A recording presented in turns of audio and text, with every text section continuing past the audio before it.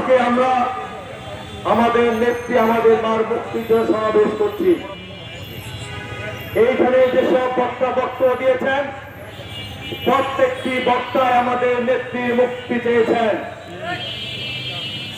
আমি আজকে বলতে চাই, আমরা প্রত্যেকেই নেলসন ম্যান্ডেলার কথা শুনেছি এবং পড়েছি।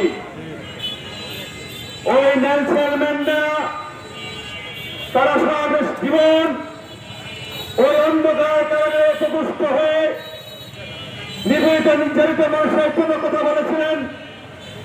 এই জন্যই নেলসন ম্যান্ডেলাকে পৃথিবীর কোটি কোটি মানুষ এখনো শ্রদ্ধার সঙ্গে স্মরণ করে, তার চেতনাকে বিশ্বাস করে, তার প্রাণকে বিশ্বাস করে।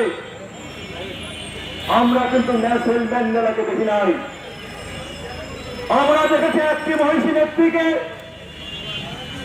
সেই মুখে তার স্বামীকে হারানোর পরে তিনি জনগণের স্মরণে, জনগণের প্রয়োজনে ঘর থেকে বের হয়ে লড়াই সংগ্রাম আন্দোলন করে আজকে সারা বাংলাদেশে কিংবদন্তিতে পরিণত হয়েছেন।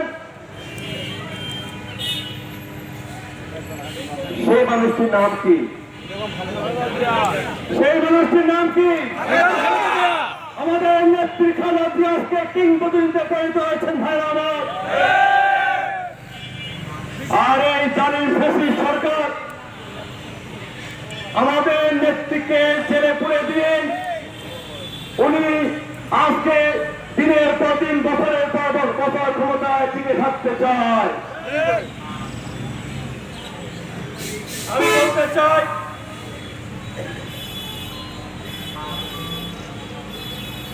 বিশ্বের সমস্ত রাজনীতিবিদদের যদি যাচাই বাছাই করা হয়,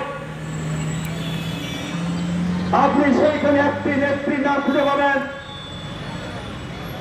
যে মানুষটি অসুস্থ হলে সারা বাংলাদেশ সুস্থ হয়, যে মানুষটি হাসলে সারা বাংলাদেশের জাতি হাসে, যে মানুষটি কাঁদলে বাংলাদেশের মানুষ কাঁদে, সেই নেত্রী হচ্ছে আমাদের নেত্রী খালেদা জিয়া। আজকে এই মানুষটিকে 2 বছরের 2 কোটি টাকার একটি সাধারণ মিথ্যা মামলা দিয়ে 7 বছর ধরে আজকে কারাগারে নিক্ষিপ্ত করা হয়েছে। আমরা বলতে চাই, আজকে খালেদা জিয়াকে ওই মিথ্যা মামলা দিয়ে 2 কোটি টাকার মিথ্যা মামলা দিয়ে আজকে কারাগারে নিক্ষিপ্ত করে আজকে দিয়ে খালেদা জিয়াকে মৃত্যু থেকে ছেড়ে দিচ্ছেন। কিন্তু আমরা অবাক দৃশ্যে তাকিয়ে দেখছি, গত কয়েকদিন ধরে বেনজির, আজিজ, মতিউর, আসাদুজ্জামান মিয়া, এইসব মানুষ পত্র পত্রিকা আছে হাজার হাজার কোটি টাকা তারা চুরি করে, ডাকাতি করে নির্বিঘ্নে দেশ থেকে বিমানবন্দর দিয়ে পালিয়ে চলে যাচ্ছে।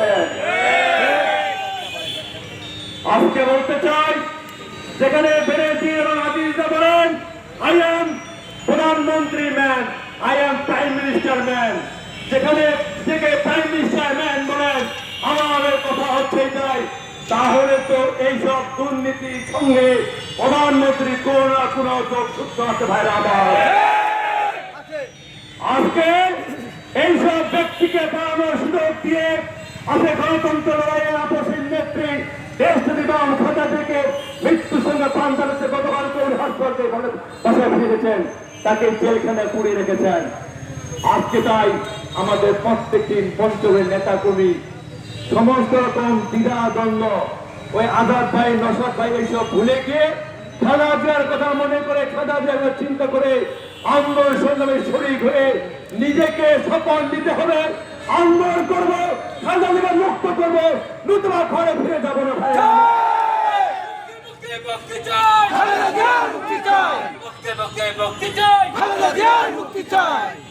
আমি একটি প্রশ্ন রাখতে চাই, সে প্রশ্নটি হচ্ছে কেন খালেদা জিয়াকে আটক, কেন খালেদা জিয়ার বিরুদ্ধে মামলা দেওয়া হলো? সরকারের প্রশ্ন, খালেদা জিয়াকে আটক করা হলো কারণ খালেদা জিয়া আটক না হলে গণতন্ত্র আটক হবে না। কেন গণতন্ত্রের আটক করা হলো? গণতন্ত্রকে আটক না হলে ভোটারবিহীন নির্বাচন করা যাবে না। এই জন্যই বলি, কেন খালেদাকে সাজা দেওয়া হলো? খালেদা জিয়াকে সাজা না দিলে এই সরকার যদি সুষ্ঠু আবার নিরপেক্ষ নির্বাচন হয় তাহলে তাদের পরাজয় নিশ্চিত। এই জন্য এই সরকার খালেদাকে সাজা দিয়ে আজকে জেলখানে আটকে রাখতে ভাই আমার। আজকে আপনি হাইকোর্টকে ব্যবহার করেছেন, যেখানে নিম্ন কোর্ট তার 5 বছর সাজা দিয়েছেন, সেই সাজা হাইকোর্টে গিয়ে 10 বছর বাড়িয়ে গিয়ে আজকে আমাদের নেত্রীকে এই 82 বছর পর এখনো জেলখানে আটকে রেখেছেন। আজকে তাই এই পঞ্চগড়ের প্রত্যেকটি নেতা কর্মীকে আজকে শপথ নিতে হবে। সেই শপথ একটাই যে আসুন আমরা আজকে শপথ দেই, শুধু এই সমাবেশ করে আমরা নেত্রীকে মুক্ত করতে পারবো না, বা শেষে কারাদমন পালন করে আমরা নেত্রীকে মুক্ত করতে পারবো না। এই পঞ্চগড় শহরকে আমরা অচল দিতে পারলে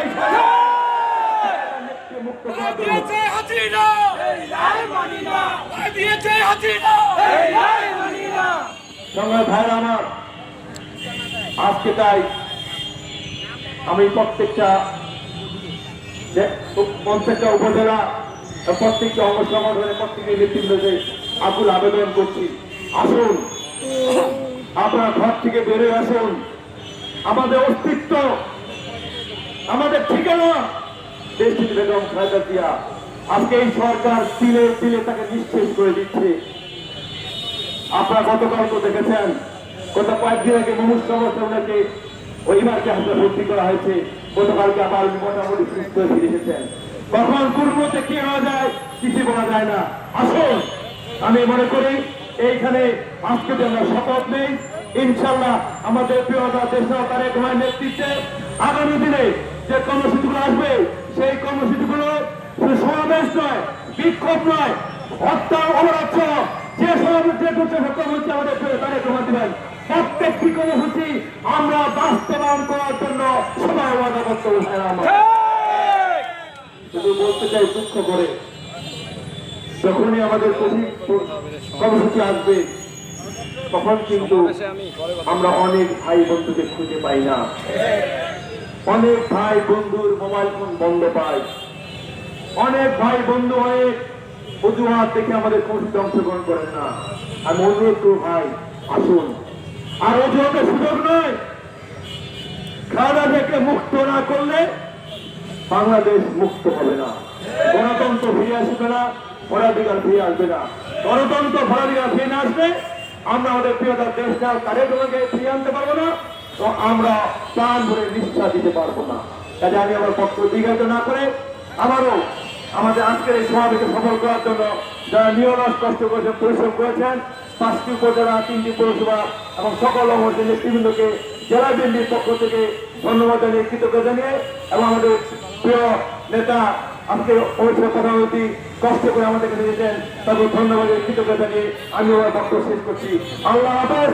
বাংলাদেশ জিন্দাবাদ, খালেদা জিয়া জিন্দাবাদ, তারেক রহমান জিন্দাবাদ, দেশের জনগণ জিন্দাবাদ, পঞ্চগড় জেলা জিন্দাবাদ, জিন্দাবাদ, জিন্দাবাদ। সবাইকে ধন্যবাদ। আসসালামু আলাইকুম।